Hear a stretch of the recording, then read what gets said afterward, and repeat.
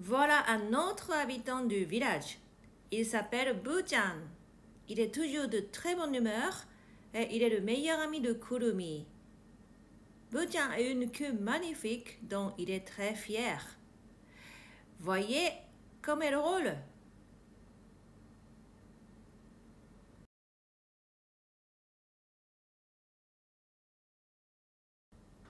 Bonjour, je m'appelle Rika Komurata. Merci d'avoir visité l'atelier musical du village, volume 28. Aujourd'hui, j'ai commencé avec un film sur une queue de cochon. En fait, cette position pour jouer, je l'avais aussi quand j'étais petite et mon professeur avait souligné « Tu as une queue de cochon ». J'ai appris récemment qu'on disait cela également en France. L'expression dépasse les frontières. Lorsque par habitude on garde inconsciemment cette position, cette partie supporte un grand fardeau et ce n'est absolument pas naturel.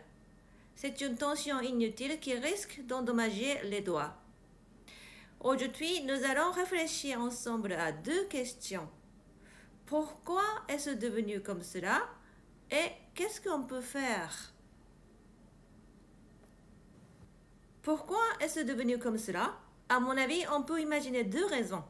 La première, c'est une erreur dans la manière de relever les doigts. La deuxième est une erreur dans l'utilisation des doigts.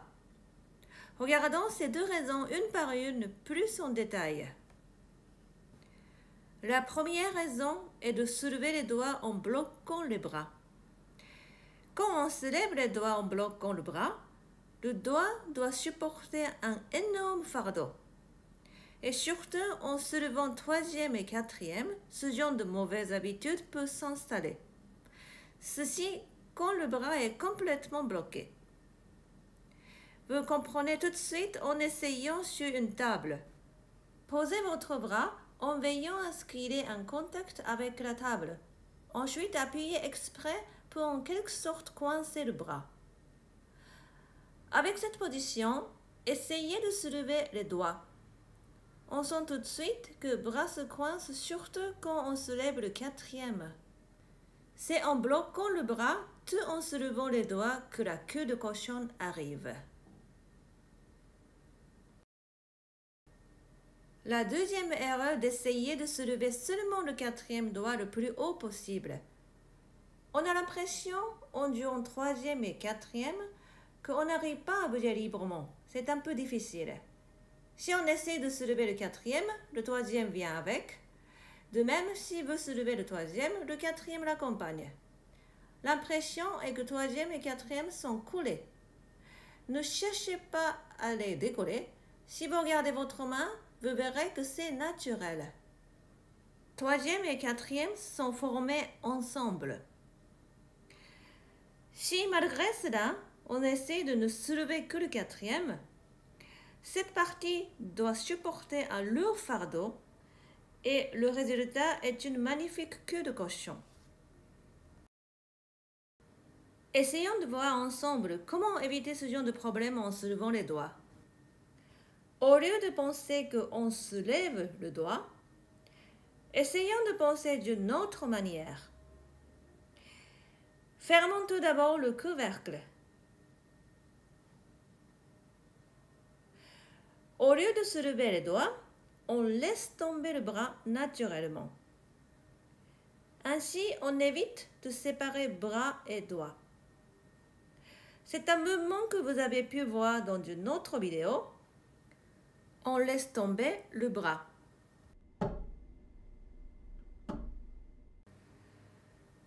Quand on a bien assimilé le mouvement, les doigts sont prêts à prendre, c'est-à-dire à accélérer la vitesse.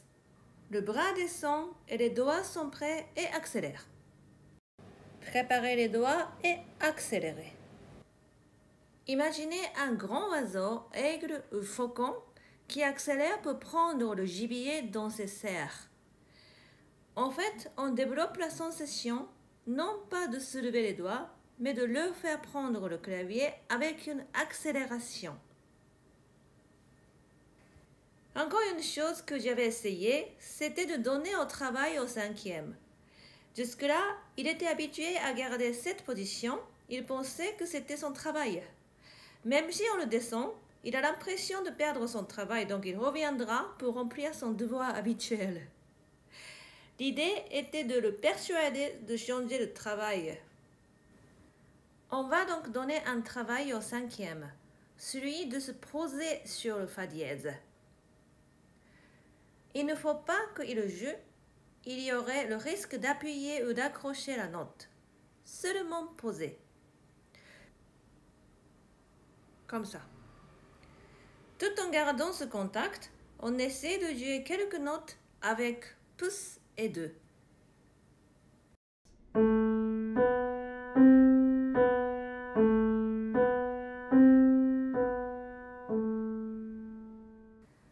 Comme ça, on apprend au 5e à ne pas se soulever inutilement.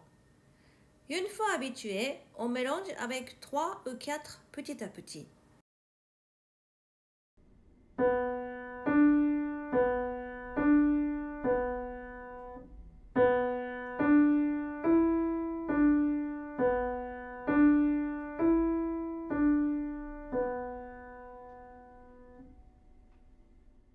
Travaillez comme ceci quelques jours, puis quand le 5e est habitué à ne pas se lever inutilement, on enlève le contact et on fait la même chose. Comme ceci, le 5e a un contact. Une fois habitué, on déplace sur le côté et on fait la même chose.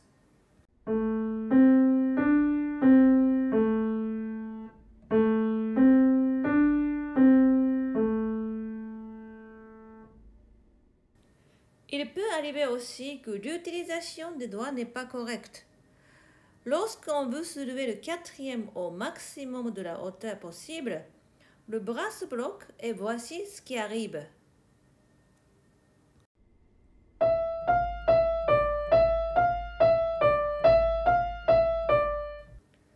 La main est complètement bloquée et immobile.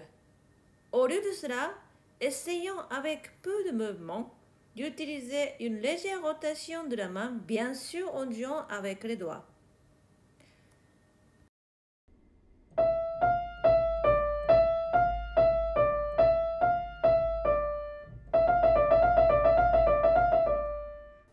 Comme cela, le 5e accompagne les doigts naturellement. Mais si on arrête le mouvement, le cochon revient. Je le répète, l'utilisation du doigt est primordiale, mais un petit mouvement de la main peut être très utile. Gardez cette idée dans un coin de votre tête. Il était une fois, il y avait un Buchan et un Kurumi. Ils étaient très bons amis. Ils jouent tout le temps ensemble, ils dorment tout le temps ensemble. Ils ont des relations tellement proches que jamais Kurumi n'écrasait Buchan. Mais un jour, on a remarqué que Buchan avait perdu sa queue. Catastrophe!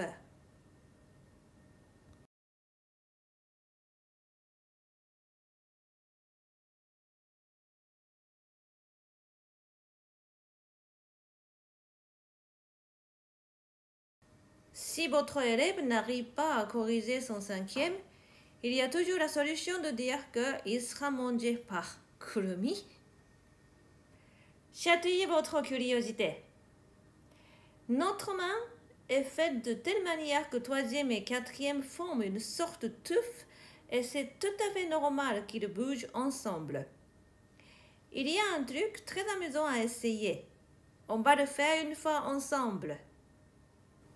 Vous mettez la main sur la table comme ceci, puis vous repliez votre 3e doigt vers l'intérieur, comme ça. Vous allez essayer tout d'abord de soulever le pouce, sans problème. Il est indépendant. La même chose pour le 2e doigt. Et maintenant le 4e. Impossible de bouger. Pas de problème pour le 5e. Si le 3e doigt est bloqué, le 4e est incapable de se soulever, même d'un millimètre. Une preuve de plus que 3e et 4e fonctionnent ensemble. Quand quelque chose ne va pas, si on réfléchit bien, on peut parfois faire des découvertes pour nos propres mains. Gardez toujours de bonnes relations avec vos mains. Merci beaucoup et à la prochaine fois.